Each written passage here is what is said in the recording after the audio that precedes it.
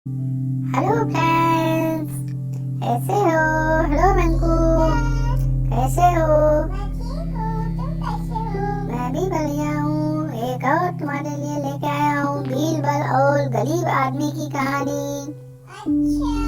हाँ, बीरबल और गरीब आदमी, सुनियो कहानी। सुनाता हूँ। बीरबल जी बहुत जल्दी जल्दी महल की ओर दौड़े जा रहे थे। उनकी चाल से लग रहा था कि वह बहुत परेशान है। हाँ, या उन्हें बहुत देरी हो गई है। वह बिना रुके ही महल की ओर जा रहे थे। तभी उनकी नजर एक आदमी पर गई।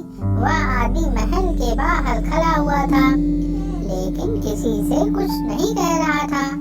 तो बीरबल ने ज्यादा ध्यान नहीं दिया और अंदर चले गए। महल के अंदर जाने पर दरबार लगा हुआ था। राजा जी का दरबार लगा हुआ था। सभी लोग किसी समस्या पर बात कर रहे थे। बीरबल जी भी वहीं पर खड़े हो गए, उस समस्या को सुन रहे थे। कुछ देर बाद ही बीरबल जी महल से घर की ओर जाने लगे। तब भी वह आदमी वहां पर खड़ा हुआ था। बीरबल ने ज्यादा ध्यान नहीं दिया और घर की ओर चले गए। अगले दिन बीरबल जी को महल में जल्दी ही आना था, इसलिए सुबह ही तैयार हो गए थे। जल्दी तैयार हो गए और महल की ओर जा रहे थे। वह सुबह का वक्त था और बीरबल जी फिर उस आदमी को वहीं पर खड़े हुए देख रहे थे। हाँ, जल्दी आए तब भी वो आदमी वहीं पे खड़ा था। इस बार भी बीरबल से रहा नहीं गया। ये आदमी सुबह भी गए, शाम को भी गए, तब भी खड़ा मिला और वो बोलता भी नहीं है। तो फिर उनसे रहा नहीं गया और वह उससे बात करने के लिए चले गए। बीरबल जी ने उस आदमी को बुलाया और पूछा कि मैंने तुम्हें कल भी यहाँ पर देखा था और आज भी यहीं पर देखा था। देख रहा हूँ, और तुम यहाँ पर क्या कर रहे हो? वह आदमी कहने लगा कि मैं राजा से मिलने की कोशिश कर रहा हूँ, लेकिन मुझे कोई भी अंदर नहीं जाने देता है। वह सैनिक भी मुझे बाहर ही खड़ा रखता है और मैं अंदर नहीं जा पा रहा हूँ। तब तक बीरबल, मैं राजा से नहीं मिलूंगा तब तक मेरी समस्या दूर नहीं हो सकती। तो बीरबल जी ने सैनिक को बुलाया और पूछा कि तुम इसे अंदर क्यों नहीं जाने दे रहे हो? तभी सैनिक कहने लगा कि हमें तो यही लग रहा था कि आदमी ऐसे ही खड़ा है और अंदर जाकर राजा को परेशान करेगा, इसीलिए हमने इसे अंदर जाने नहीं दिया। तो बीरबल जी ने सैनिक से कहा कि हो सकता है इसे बहुत बड़ी समस्या हो, तुम्हें ऐसा नहीं करना चाहिए था। बीरबल उस आदमी को लेकर अंदर ले गए, राजा के पास ले गए भाई। तो राजा के सामने पेश किया। राजा ने पूछा कि यह कौन है? तभी वह आदमी कहने लगा कि मुझे बहुत बड़ी समस्या आन पड़ी है, लेकिन मैं आपसे मिलने के लिए काफी दिनों से इंतजार कर रहा था, तो आज मैं आपसे मिल पा रहा हूँ। राजा ने कहा, जो भी समस्याएं हैं वो तुम हमसे कह सकते हो, तो उसको जल्दी ही दूर किया जाएगा। वह आदमी कहने लगा कि हमारे गांव में शेर ने सभी को परेशान कर रखा है। वह सभी को परेशान कर रहा है और कुछ लोगों को मार भी चुका है। तो अकबर, अगर आप उस शेर को पकड़ सकते हैं तो इससे हमारे गांव सुरक्षित हो सकता है। सभी की अकबर ने नहीं कहा, उसने कहा, वो गरीब आदमी ने कहा, अगर आप उस शेर को पकड़ सकते हैं तो इससे हमारे गांव सुरक्षित हो सकता है, हमारे सभी लोगों की जान बच सकती है। तो राजा ने कहा कि उस शेर को जल्दी ही पकड़ा जाएगा, तुम चिंता ना करो। और राजा ने उस गांव में कुछ सैनिकों को भेजा जिससे कि उस शेर को पकड़ा जा सके। कुछ समय बाद ही शेर को पकड़ा जा चुका था और वह आदमी बीरबल का धन्यवाद कहने के लिए आया था, क्योंकि बीरबल की वजह से वह राजा से मिल पाया था और इस तरह बीरबल ने गांव की समस्या को दूर कर दिया था। वह गरीब आदमी जानता था कि जिस जगह पर बीरबल होंगे उस जगह की समस्या बहुत ही जल्द दूर हो जाएगी। बीरबल और गरीब आदमी की कहानी कैसी लगी आपको?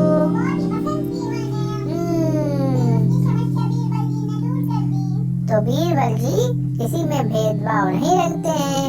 कोई भी आदमी आया उसकी समस्या का हल करना उनका कर्तव्य होता है। हाँ, तो और एक नई कहानी फिर सुनाने जा रहा हूँ, सुनिए ध्यान पूर्वक।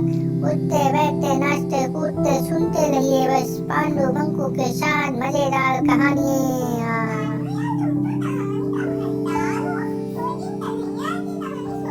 सब कहानी लगातार चलती रहेंगी, तो सुनो एक और। ठीक है, लेके आऊंगा नेक्स्ट एपिसोड में तुम्हारे लिए कन्हैया की कहानी। ठीक है, तो सुनो अभी फिर से एक और नई कहानी।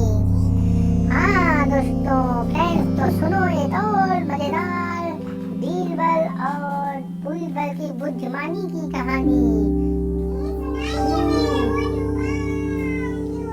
तो सुनो, मोटू कहता है कुछ, तो ये पांडु को मोटू कहता है बीरबल की बुद्धिमानी की कहानी सुनिए। बीरबल क्या होता है, एक बार की बात होती है।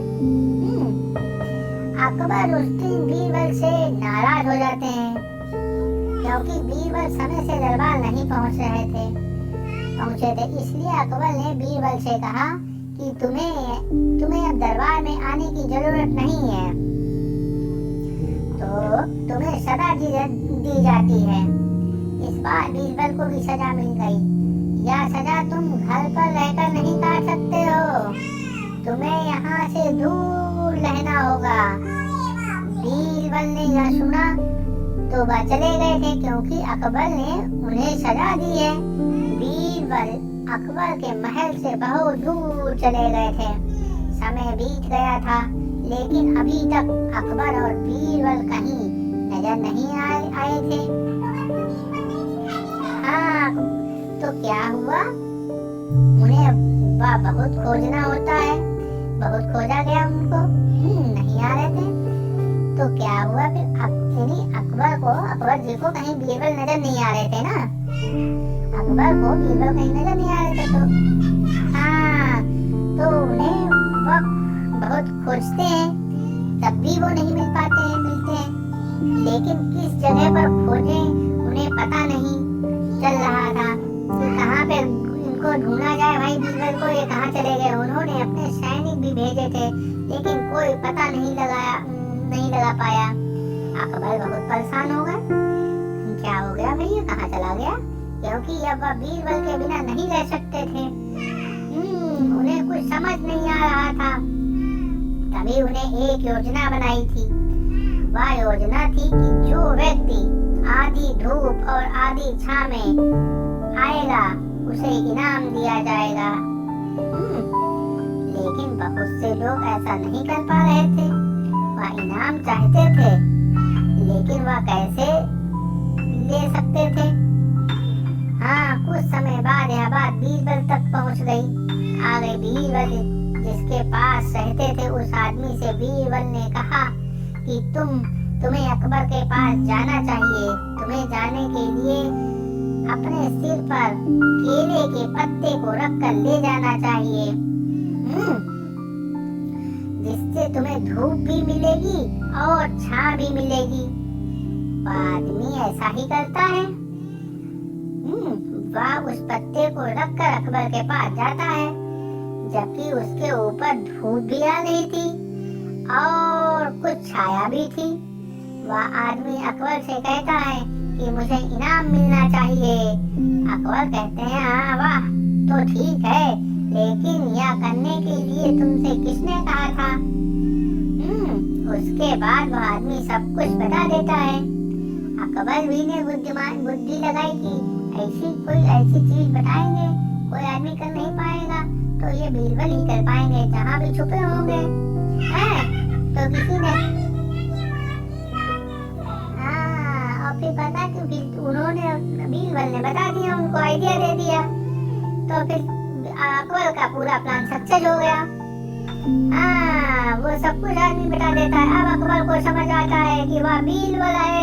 अकबर सैनिक से कहते हैं कि तुम्हें बीरबल के पास जाना है, उन्हें यहाँ पर लाना है जल्दी से जल्दी। यह सुनकर वह सैनिक बीरबल को लेकर आते हैं। इस तरह फिर से बीरबल अकबर के पास आ जाते हैं। अकबर बीरबल से कहते हैं कि हमें पता था कि आपको हम ढूंढ सकते हैं, जबकि बीरबल सब कुछ जानते हैं, समझे?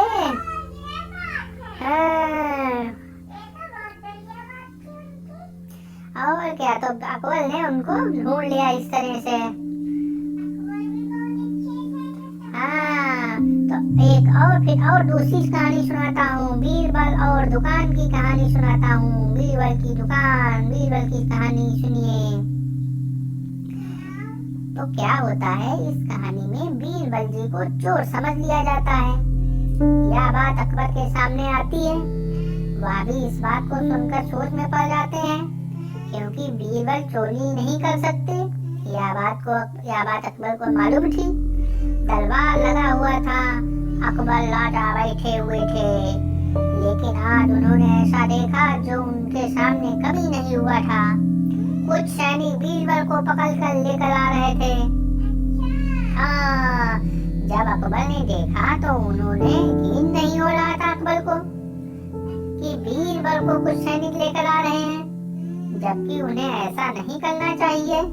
राजा अकबर पूछते हैं कि इनका क्या कसूर है, इन्हें पकड़ कर लेके आए हो?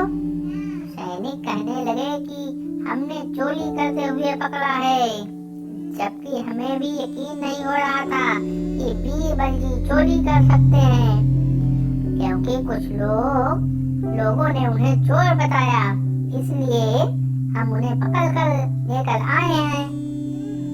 राजा को यकीन नहीं हो रहा था कि बीरबल जी चोरी कर सकते हैं। राजा अकबर ने पूछा कि जिन लोगों ने इन पर चोरी का इल्जाम लगाया है वह कहाँ पर हैं? सभी सैनिक कहने लगे कि वह लोग पीछे आ रहे हैं, जल्दी ही इस बात का खुलासा हो जाएगा कि बात क्या है। तो फिर क्या होता है, कुछ देर बाद वह लोग भी आ जाएंगे जिन्होंने चोरी का इल्जाम लगाया था, जो बीरबल जी को चोर समझ रहे थे। तो राजा अकबर ने पूछा कि क्या तुमने चोरी करते हुए देखा? इनको देखा है? तभी सभी ने कहा कि हाँ, हमने चोरी करते हुए देखा है। उसके बाद राजा ने बीरबल से पूछा कि यह मामला क्या है, मुझे कुछ समझ में नहीं आ रहा है, क्या आपको चोरी करने की आवश्यकता थी? तो फिर बीरबल जी कहते हैं, यह भी नहीं जानता कि यह लोग ऐसा क्यों कह रहे हैं, जबकि मैंने चोरी नहीं की। बीरबल जी एक कपड़े की दुकान पर खड़े हुए थे। तभी वहीं पर एक कपड़ा नीचे गिर गया था, जिसको बीरबल जी उठा रहे थे। तभी लोगों ने समझा कि वह कपड़े की चोरी कर रहे हैं। अब राजा को बात समझ में आ गई थी कि बीरबल चोरी नहीं कर सकते, इसीलिए उन्होंने कहा कि वह तो कपड़ा वापस कर रहे थे। लोगों ने कहा कि हमें लगा कि वह चोरी कर रहे हैं, इसीलिए हमने कुछ सैनिकों को वहां पर बुला लिया और इस बात के लिए कहा।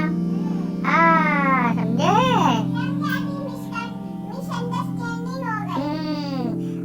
जब राजा अकबर ने कहा कि बीरबल को छोड़ दिया जाए, तब सैनिकों ने बीरबल को छोड़ दिया और इस प्रकार सभी लोग वापस चले गए। अब उन्हें पता चल चुका था कि बीरबल जी चोरी नहीं कर सकते थे। इस प्रकार अकबर जी की वजह से आज बीरबल जी मुसीबत से बचा लिया गया। इस तरह बीरबल जी ने अकबर से कहा कि आज आपकी वजह से मुझे बचाया गया, नहीं तो वह लोग मुझे चोर समझ रहे थे। तभी अकबर ने कहा कि आपने काम ही ऐसा किया था जिसकी वजह से उन्हें लग रहा था कि आपने चोरी की है, जबकि उन्होंने ऐसा नहीं, उन्हें ऐसा नहीं सोचना चाहिए था। बीरबल ने राजा से कहा कि आपकी मदद से आज ऐसा हुआ था, यानी ऐसा हुआ है, मुझे यकीन नहीं हो रहा है कि कुछ लोग भी समझ सकते हैं। अकबर कहते हैं कि अब आपको चिंता करने की कोई जरूरत नहीं है, अब सभी लोग वापस चले गए हैं। उसके बाद बीरबल भी वापस चले गए। बीरबल और दुकान की कहानी, बीरबल और चोरी की कहानी कैसी लगी तुम्हें बंटू और मेरे सारे दोस्तों, आपको कैसी लगी ये कहानी? तो तो इसीलिए आदमी को जब तक देखो ना कि क्या कर रहा है, क्या करने जा रहा है, तब तक उस पे इल्जाम नहीं लगाना चाहिए। कहानी पसंद आई हो तो लाइक शेयर सब्सक्राइब करिए और अपने आसपास सफाई बनाए रखिए। हरियाली है तो ऑक्सीजन है, ऑक्सीजन तो जीवन है। Save nature, save water. Okay, bye friends, bye bye bye bye. Hello friends, hi, कैसे हो?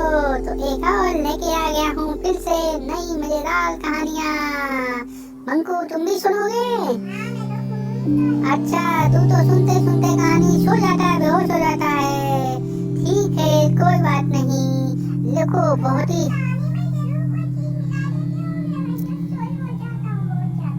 कहानी में मेरी नशा है, सो जाता है, बहुत ही अच्छी मजेदार होती है। तो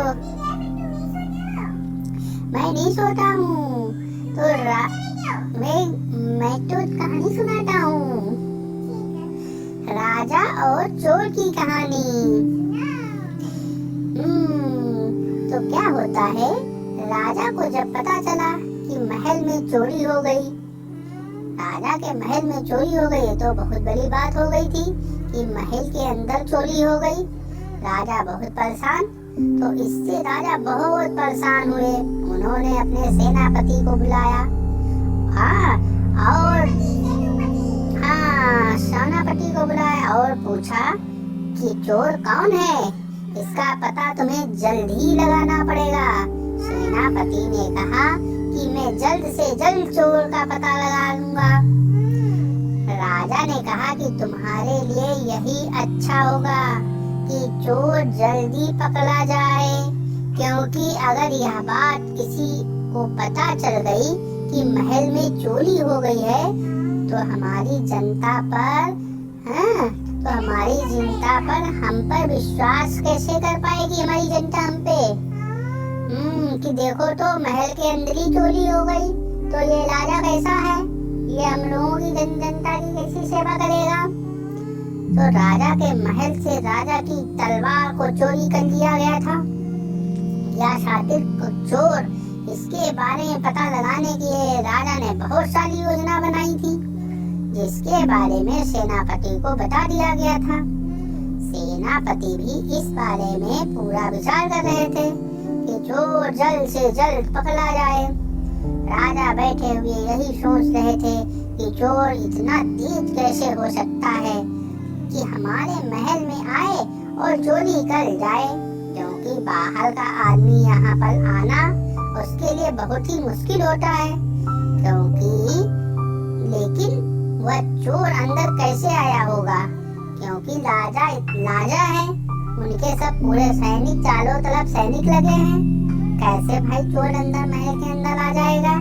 राजा की बात ही समझ में नहीं आ रही थी कि ऐसा कौन सा चोर है कि अंदर आके चोरी भी कर ले गया है और बाहर भी निकल गया। तो राजा ने सेनापति को बुलाया और पूछा कि चोर के बारे में कुछ और जानकारियां प्राप्त कर पाए। तो सेनापति ने कहा कि चोर की तलाश की जा रही है। लेकिन अभी चोर का मिलना बहुत मुश्किल है, क्योंकि हमें यह भी नहीं पता कि चोर कहाँ से आया है और कहाँ रहता है। और उसका अगला कार्य क्या होगा। जब तक हमें इस बात के बारे में जानकारी नहीं मिलती, तब तक हमें थोड़ा सोचना पड़ेगा। राजा ने सेनापति को कहा कि हमें यह सोचना चाहिए कि चोर अंदर कैसे आया। सबसे पहले ये बात पता करिए कि चोर अंदर कैसे आया, क्योंकि जब तक हमें इस बारे में जानकारी नहीं मिलेगी, तब तक हम चोर को नहीं पकड़ सकते। तुम्हें इस बारे में सोचना होगा। अगले दिन महल में राजा को एक पत्र मिला।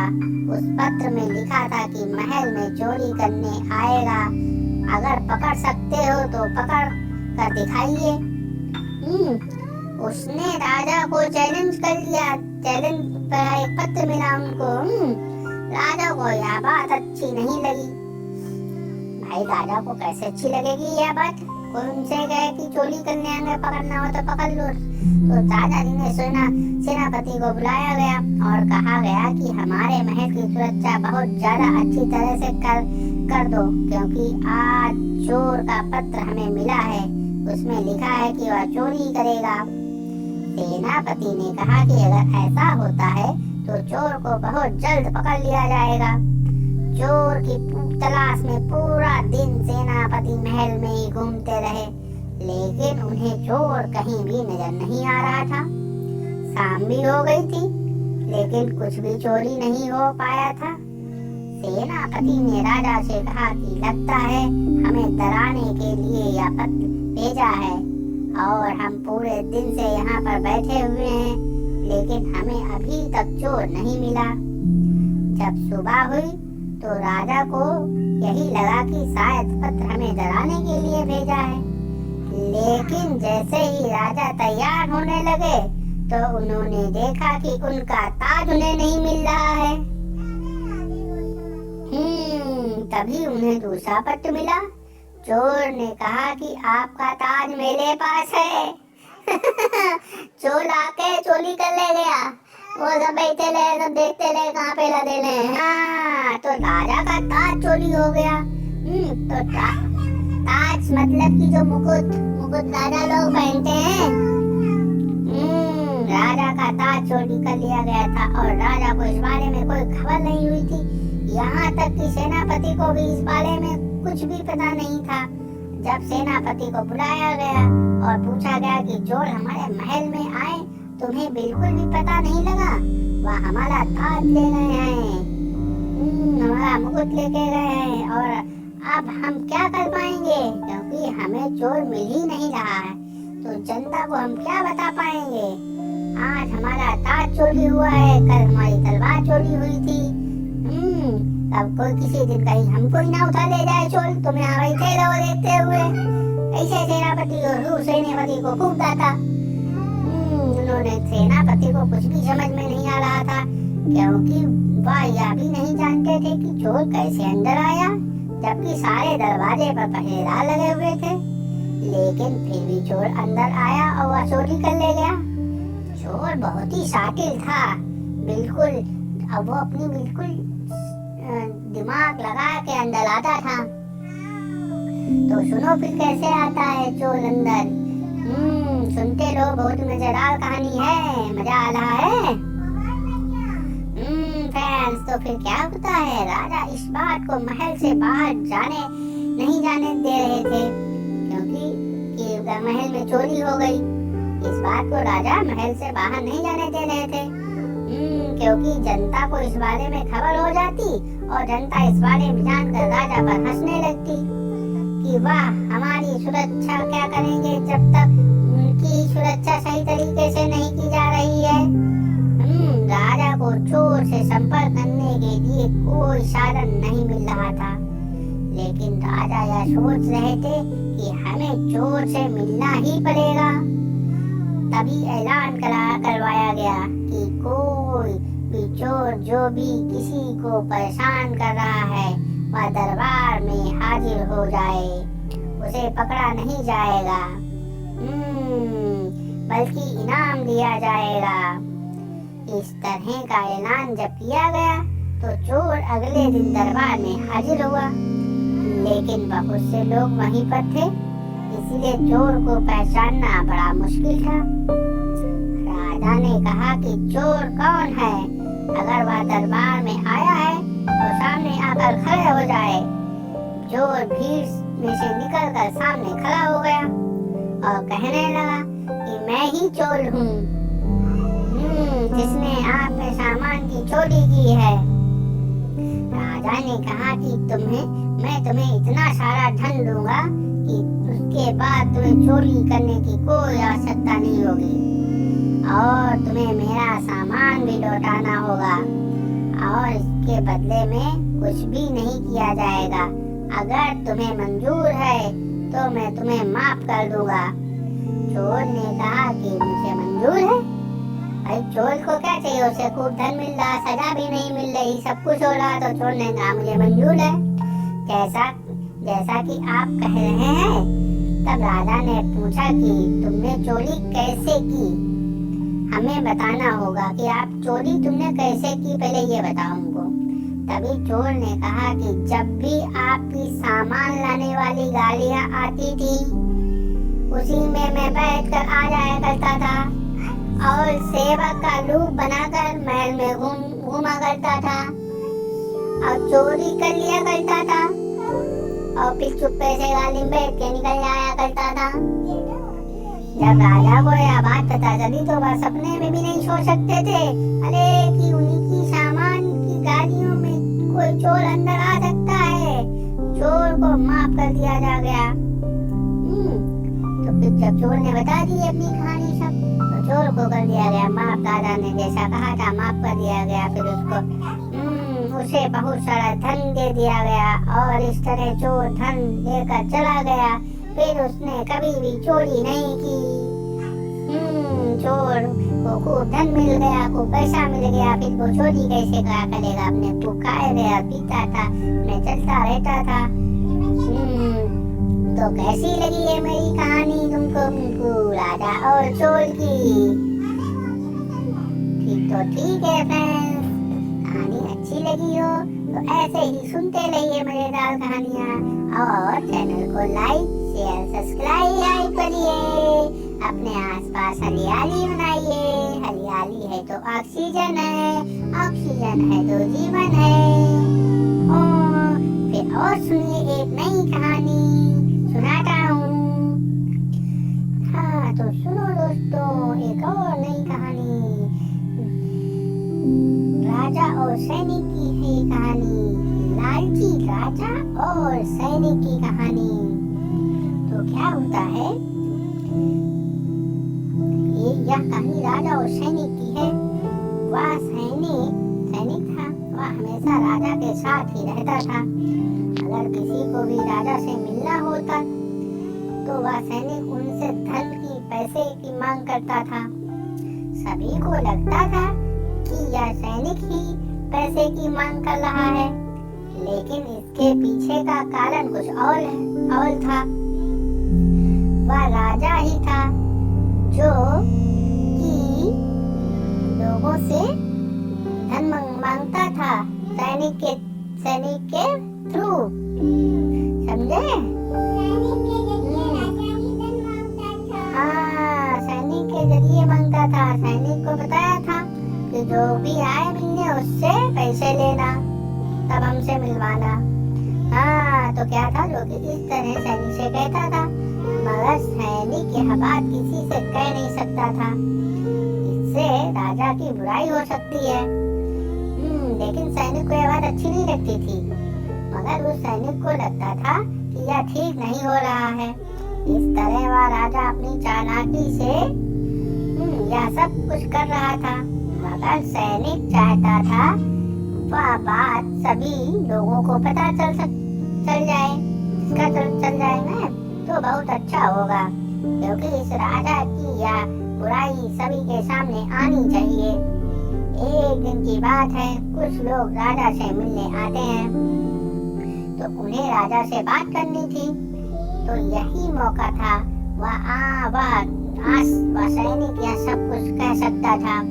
सैनिक ने सोचा कि आज बहुत अच्छा मौका है, आज लोग आए हैं, इन्हीं लोगों से कहा जाए। वहाँ अमीर लोग राजा से मिलने आते हैं। देखने में बड़े ठीक ठाक अमीर लोग लग रहे थे, तो राजा से मिलने आए वह सैनिक उनसे भी धन की मांग करता है। तो जो लोग जो आए थे उन्हें बहुत गुस्सा आता है। वह कहते हैं कि हमें राजा से मिलने के लिए धन देना होगा।